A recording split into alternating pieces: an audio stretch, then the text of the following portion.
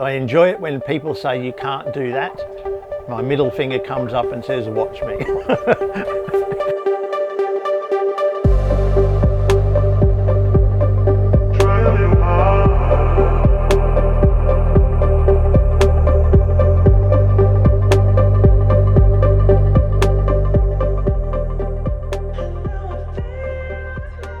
Name's Dave Elliot. I'm retired after 43 years of my own business doing campus upholstery on boats. Started with show cars and went right up to super yachts. I've been building stuff since I was a kid. Probably started with model aeroplanes and stuff like that, and just always hands-on. My knowledge of the early V19 was the Haines brothers discovered them in America as the first American chase boat for the America's Cup, and then bought a couple back to Australia and got the license to build them. Built them for 2 or 3 years as a Bertram and then swapped over to Haines. One half of the mould was lost in the 74 floods because it's a reverse chime. One of the 2 half moulds was lost, landed up a tree somewhere, and then they went to the one-piece mould after that. That's the reason I stuck with this, because I liked the reverse chime for the way it sprayed the water out and the way it handled. So looked around for one of them to build this. Yeah, I think it was on Marketplace or something, and it was like $1,000. Cost me another $1,000 to get it shipped up here, and I was actually going to take my boat off the water and do it.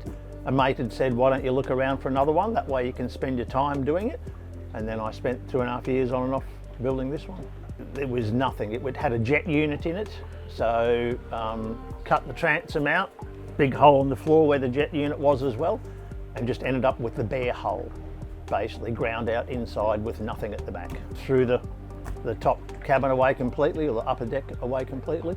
I was going to use part of that and ended up designing and making my whole own.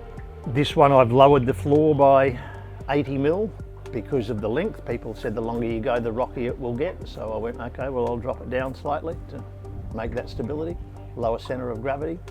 I'd done my research on various different types of things like ThermoLite. I think cruise craft were using something at that stage in transoms. Had people say, don't do it, and then did a bit of research, and my research was, if you do it properly, it'll work. I found it great to work with. You just got to know what you're doing, that's all. If there was any flex or movement in this boat after 5 years, I'd have cracks in the gel coat, and there's not a mark anywhere. Building the hull was thought process of adding 1.2 metres in a hull extension, which I did, and made a mould for that, and then designed the whole upper deck. So everything is ThermoLite in the boat. It's all vinyl ester resin. Being in the marine trade for a lot of years, I asked a lot of boat people, ended up with some very good friends at Norman Wright's that said when I did the layup, make it start with choppy, finish with choppy. So I did 450 choppy, 400 cross bias, 450 choppy. Every lamination was that. There is 4 different thicknesses of the ThermoLite in the boat, from 25 mil down to 6 mil. Lots of combinations in different places. 107 litre tank. I had a 600 mil gap of movement for that tank, so I could balance the boat. So I had the motor on, tank sitting in place, put the boat in the water. I hadn't commissioned the motor, but put the boat in the water, have a look where I wanted it. And then at that stage I'd had the tank right forward, so I moved the tank right back to put the back chimes under the water by this much, which is the way the original 19 sat. And that was what my gut says to make it do. Part of all the build photos, there is photos of one of my tradesmen standing in the boat to give me a height that I wanted, and then I started doing a 6mm MDF mock-up of the upper deck one weekend, so then I could use them as patterns to cut out the various pieces for each side. So it's one of the rare boats that both sides are the same because I used the same pattern. The whole idea was not necessarily to do this for fishing, but it was to camp as well, hence the idea of so much room up the front to camp if we wanted to.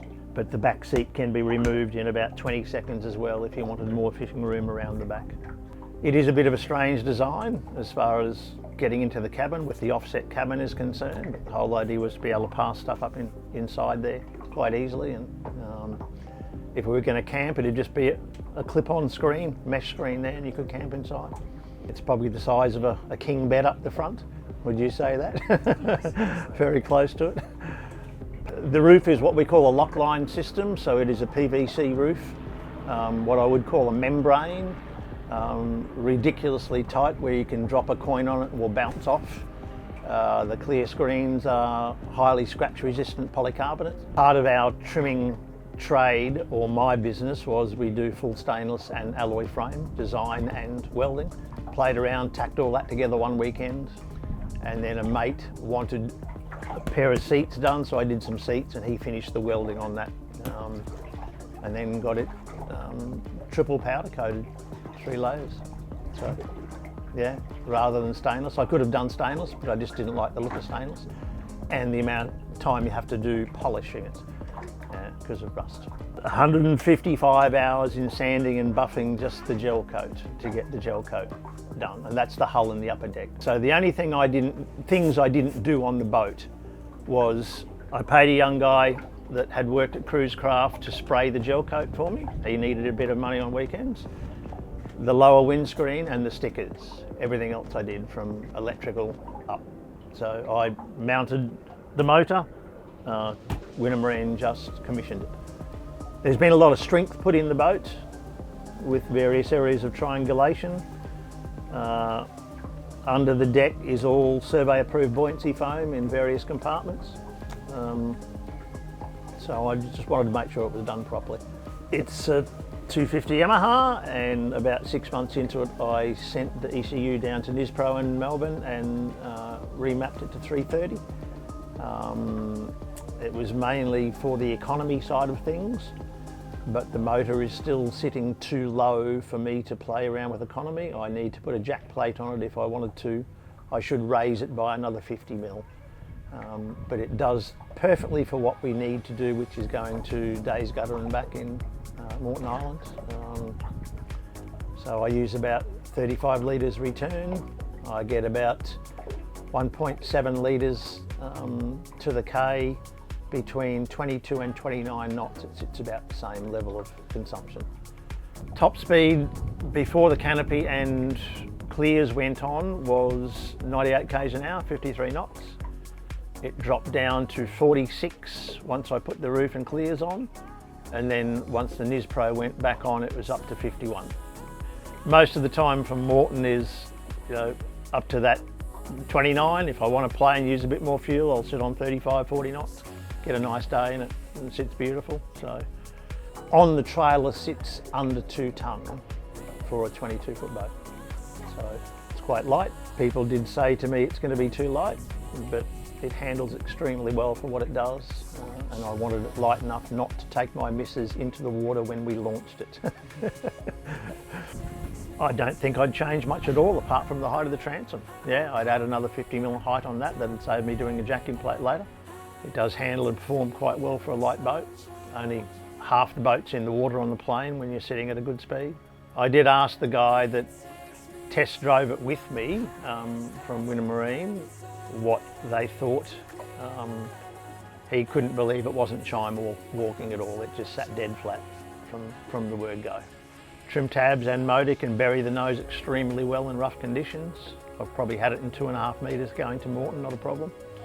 Yes, I could have bought a much heavier, say a 233 formula with twin motors to do the same speed at double the weight, but then it would have been much more complex to pull it out of the water at Moreton, and bigger tractors, and the same here, bigger cars to launch. Look, I copped a lot from people about why do you bother doing this, why don't you just go and buy a boat? Because I can. I enjoy building things, so I couldn't buy what I wanted to do that would float in 300 mil of water and light enough to pull it out easily with the tractor at Moreton, so I decided to build one. Multiple boat builders, when I asked questions on various sites how much to add on to, and they said 800, and I kept referring back to Donzie, that was the original designer of the V19 in the States, and he went on to build cigarette boats that just kept getting longer and longer without getting wider. That was where my thought process of why not go longer. Adding the 1.2 metres in the average conditions of Moreton Bay, of a northerly of 15-20 knots, I can skip across the top, whereas the original V19 I was dropping into the troughs every time. Stealth, I don't know why, just because it looked quick. I don't know why, just the colours, and it just looked very stealthy, so I just thought stealth is a good name for it. Building things is a labour. It's just a love of what I do. Yeah. I enjoy it when people say you can't do that. My middle finger comes up and says, watch me. This is the best way I can put it. Well, I just love the freedom of the water, the silence of it when you get out here, and doing stuff with my hands is, I don't know, I just love designing things.